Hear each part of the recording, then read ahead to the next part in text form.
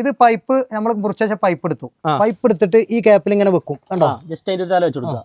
തറന്റെ ഉള്ളത്തെ ചെറുതേനീച്ചകളാണ് ഈ പെട്ടിക്ക് പോണത് കേട്ടോ. പെട്ടിക്ക് പോവുക? ആ പെട്ടിക്ക് പോണ് ആണ്. പക്ഷെ ഇങ്ങനത്തെ ഒരു കൂടി നമ്മളെ വീട്ടിൽ അത്യാവശ്യമാണ്. നിങ്ങളെ വീടിന്റെ തറമ ഇത്രയും വിലപിടിപ്പുള്ള ഒരു മുതലുണ്ടാവുമ്പോ 2500-3000 കൊടുത്തിട്ട് എന്തിനാണ് നമ്മൾ ചെറുതേൻ വാങ്ങണത്? അല്ല ബാബുട്ടി, എന്താ പരിപാടി? ഇതല്ലേ എംസിലോണ്ടുള്ള പരിപാടി. തറമത്തെ ഈച്ചനെ പെട്ടിയിലാക്കുക.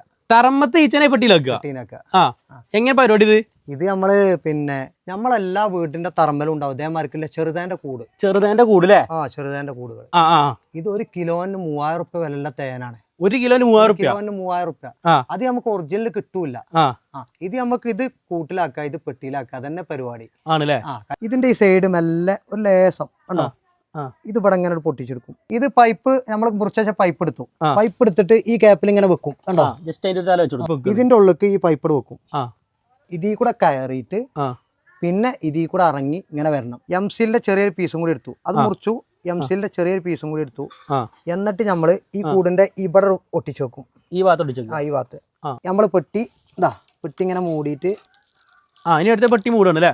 പെട്ടി മൂടി ഇതിന് ശേഷം അത് ഫുള്ളായിട്ട് ഒട്ടിച്ചു വെക്കും. ഈ തലപ്പ് നമ്മൾ ചെക്കിന് വരാനുള്ള അപ്പോൾ അതേ മാർക്കറ്റ് ചെയ്താൽ നമുക്ക് അടുത്ത കൊല്ലത്തിന് നമുക്ക് 2500-3000 കൊടുത്തിട്ട് തേൻ വാങ്ങേണ്ട ആവശ്യമില്ല.